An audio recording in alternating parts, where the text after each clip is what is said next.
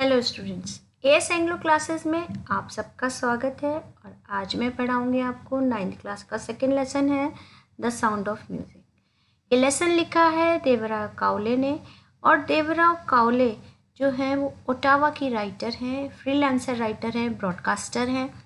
और इन्होंने जो लेसन लिखा है द साउंड ऑफ म्यूज़िक उसको दो पार्ट में हमने, इसमें दो पार्ट हैं। एक पार्ट है एवलिन ग्लीन की स्टोरी है जिसमें, और पार्ट सेकंड में बिस्मिल्लाह खान जी की स्टोरी है।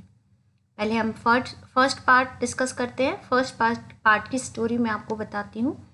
एवलिन ग्लीन स्कॉटलैंड की रहने वाली थी, और जब वो 8 साल की थी तो उनकी मदर ने ये बात नोटिस की कि शायद इनको सुनने में कुछ प्रॉब्लम होती है। लेकिन एवलिन ग्लीन ने ये बात अपनी टीचर्स से, फ्रेंड्स से, सबसे छुपा कर रखी। और जब वो 11 साल की हुई तो धीरे धीरे उनके मार्क्स गिरने लगे, उनके मार्क्स कम होने लगे। और उनकी प्रिंसिपल ने एवलिन की मदर को बुलाया और उनको किसी डॉक्टर या स्पेशलिस्ट को दिखाने की सलाह दी। जब उन्होंने डॉक्टर को दिखाया तो उन्होंने बताया कि चोट लगने के कारण कान की एक नस जो है वो दब गई है, और इसलिए इनमें इनकी सुनने की शक्ति अब जाती रही है। और धीरे धीरे एवलिन ने सुनना बिल्कुल बंद कर दिया। लेकिन एवलिन एक नॉर्मल लाइफ जीना चाहती थी, एक नॉर्मल व्यक्ति की तरह जीना चाहती थी।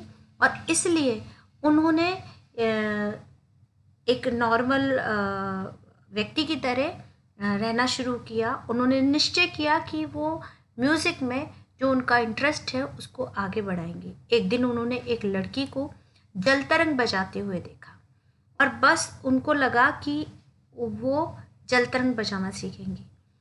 स्टार्टिंग में सभी लोगों ने उनकी इस बात को एग्री नहीं किया, माना नहीं, क्योंकि जो सुन नहीं सकता वो म्यूज़िक किस प्रकार बजाएगा, संगीत कैसे बजाएगा। लेकिन तभी रॉन फ्रॉप्स थे, उन्होंने एवलिन की प्रतिभा को पहचान लिया और उन्होंने उनसे कहा कि don't send by your ears but sense it some other way. मतलब अपने कानों से मत संगीत को सुनो, बल्कि कुछ और तरीके से सुनने की कोशिश करो। एवलिन ने ऊंचे और नीचे ढोलों को, जो ढोल होते हैं, ड्रम्स होते हैं, उनके म्यूज़िक को सुनने की कोशिश की। और उन्होंने ये महसूस किया कि उनके शरीर के अलग अलग भाग में वो खास धुनों को अनुभव कर सकती हैं। और इस प्रकार उन्होंने भिन्न भिन्न आवाज़ों के लिए अपने शरीर को और अपने दिमाग को बिल्कुल खोल दिया। कहते हैं धीरे धीरे उनका म्यूज़िक ग्रो किया, और इस प्रकार उन्होंने यंग ऑर्केस्ट्रा ज्वाइन किया और वो यूनाइटेड किंगडम गई। यूनाइटेड किंगडम बेटा इंग्लैंड है, वहाँ गई और वहाँ उन्होंने संगीत में अपना करियर बनाने का निर्णय लिया। उन्होंने रॉयल एकेडमी ऑफ म्यूज़िक में जल तरंग बजाकर, ये जल तरंग है, ये बजाकर उन्होंने हाईएस्ट मार्क्स स्कोर किए। और उनको इसके बाद वो सोलो परफॉर्मेंस पे चली गई। वहाँ उन्होंने 3 इयर्स का कोर्स किया, और उस समय जितने मैक्सिमम अवार्ड्स, जितने भी हाईएस्ट अवार्ड्स थे, वो सब उनको मिले और उन्होंने सारे जीत लिए। इस प्रकार वो एवलिन जो थी वो मल्टी परक्यूशनिस्ट क्या होता है, जो परक्यूशन होता है, जैसे ढोल हो गया, जल तरंग हो गया, है ना, इस तरह के ये ड्रम्स हो गए, जो इस तरह के वाद्य यंत्र होते हैं जो इन्हें बजाते हैं। देखिए ये हो गया, जो इस तरह के यंत्रों को बजाते हैं उनको परक्यूशन कहते हैं। इन यंत्रों को परक्यूशन कहते हैं, और जो बजाता है उसको परक्यूशनिस्ट कहते हैं। तो इस प्रकार से कहते हैं 1000 यंत्रों को बजा लेती थी एवलिन। और उनका सेकंड इंटरेस्ट क्या था, उनकी दूसरी रुचि ये थी कि वो स्कॉटलैंड की भाषा यानी स्कॉटिश लैंग्वेज तो वो बहुत फ्लुएंट बोलती थी, और उन्होंने फ्रेंच और जापानीज़ भाषा भी सीखी। मतलब दूसरा इंटरेस्ट था उनका कि वो भाषा सीखना पसंद करती थी। इसके बाद उन्होंने तरह तरह की आवाज़ों को उन्होंने के माध्यम से उन्होंने संगीत सीखा।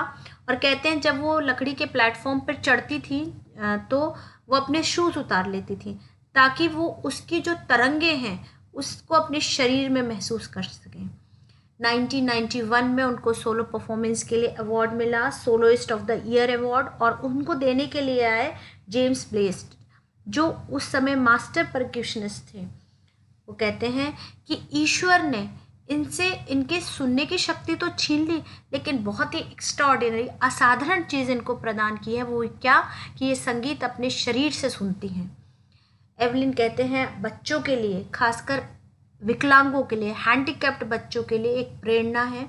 वो बहुत ही वर्कहॉलिक थी, उन्होंने बहुत कठिन परिश्रम किया, कई उन्होंने म्यूज़िकल परफॉर्मेंस दी, उन्होंने स्कूलों में, अस्पतालों में फ्री परफॉर्मेंसेस दी। वो हमेशा यंग म्यूजिशियंस को प्रायोरिटी देती थी, प्राथमिकता देती थी।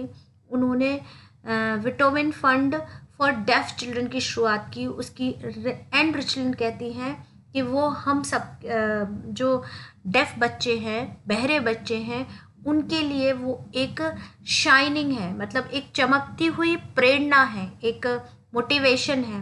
कहते हैं कि एवलिन खुशी का स्रोत है। उन्होंने जितने भी ये परक्यूशन थे, यानी जितने भी स्ट्राइक करके बजाने वाले यंत्र थे, उन सबको ऑर्केस्ट्रा की फर्स्ट श्रेणी में लाकर खड़ा कर दिया। वो हैंडीकैप्ड के लिए प्रेरणा थी, उन्होंने लाखों को अथाह खुशी प्रदान की है। कहते हैं कि इस प्रकार बच्चों यहाँ ये पार्ट 1 ख़त्म हो जाता है। स्टोरी एवलिन ग्लीन की है और मुझे लगता है स्टोरी आपको पसंद आई होगी।